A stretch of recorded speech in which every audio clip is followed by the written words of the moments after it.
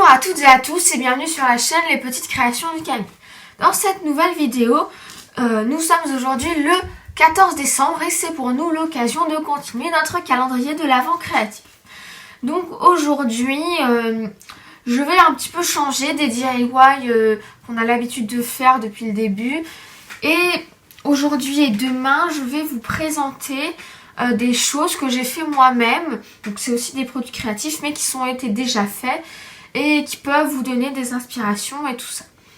Et donc comme vous devez sûrement le voir ici, j'ai rapporté tous mes sapins qui sont faits main, que j'ai dans mes décorations de Noël pour vous présenter à peu près ce que ça peut donner, les différentes sortes que l'on peut faire. Voilà, donc nous sommes aujourd'hui le 14 décembre, je l'ai dit, donc on va commencer tout ça. Donc je vais mettre ça sur le côté, hop, et on va commencer tout de suite par celui-là.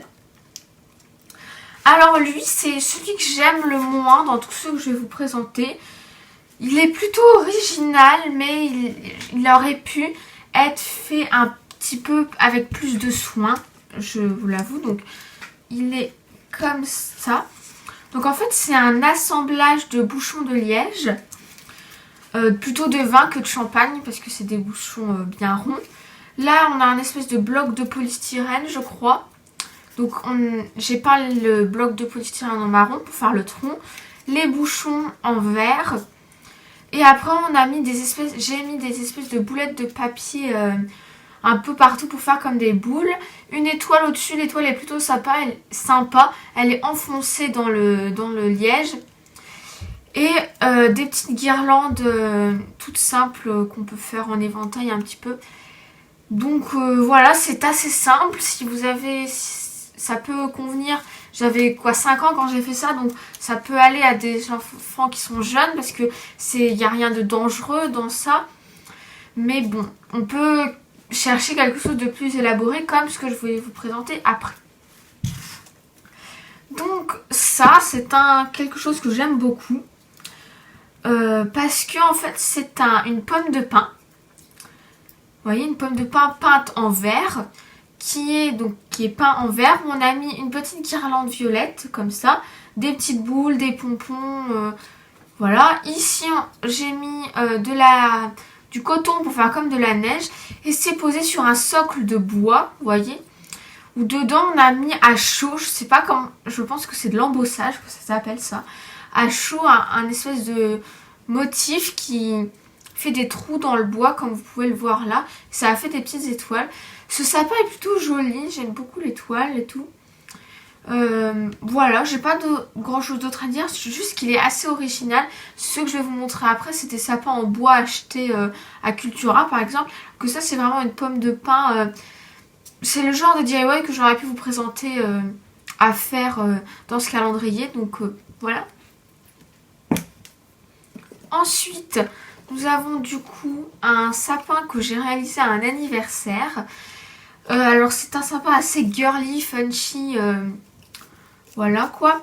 Donc vous voyez ces deux bouts comme ça qui se détachent comme ça. Donc celui-là est peint en rose et l'autre en violet. Autour j'ai mis une guirlande rose rouge. Il y a des pompons qui sont parsemés un peu partout avec des boules de Noël et des paillettes aussi. Et des strass aussi qui sont mis un tout petit peu partout. Ça commence à se décrocher, ça fait longtemps que j'ai fait ça. Voilà, ce sapin est original, joli, simple. C'est une façon un peu...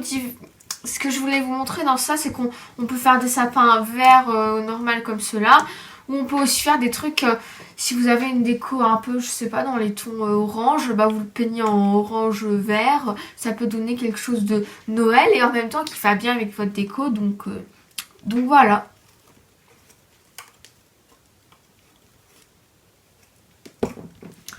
Ensuite, on va passer à celui-là qui est joli, qui est sobre, simple, mais tout en délicatesse. Donc c'est comme celui d'avant, il est en bois, il est plus petit, il est plus mignon.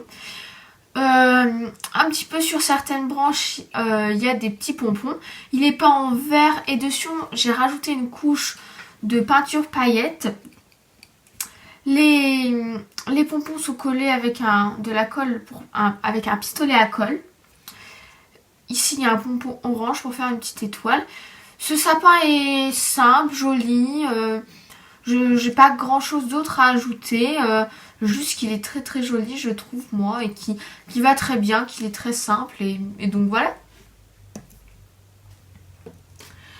Donc après, nous passons au sapin que j'ai fait quand j'étais la plus petite. Je devais avoir 3 ans quand j'ai fait ça. Mais qui est le plus beau de toute la série, je trouve. Pourquoi? Parce que déjà, l'étoile est magnifique.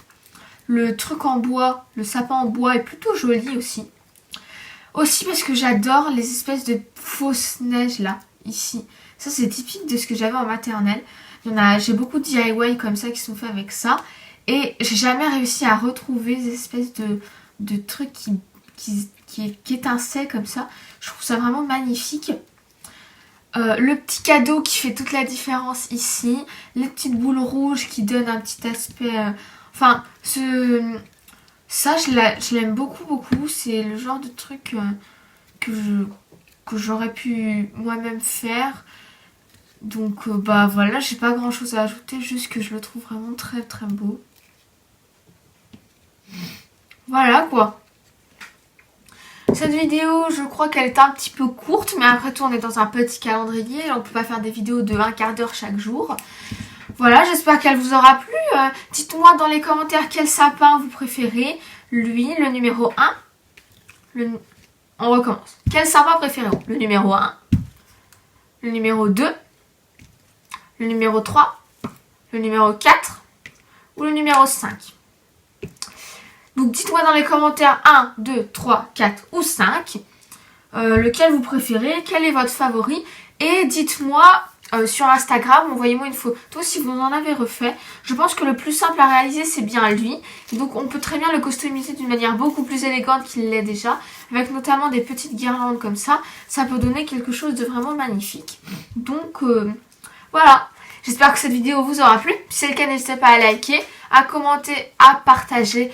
Et à vous abonner pour voir la suite des DIY que je vous prépare et tout. Je vous prépare un magnifique truc dans un bocal. Je vous garantis que ça va être cool. C'est en attente d'être fait. Ça va être cool, cool, cool. Et puis demain, on va faire un nouvel avis. Un avis comme ça. Pas un avis sur l'ordi, mais un avis en vrai. Sur des choses que j'ai fait avec du bois. Voilà. Bye bye!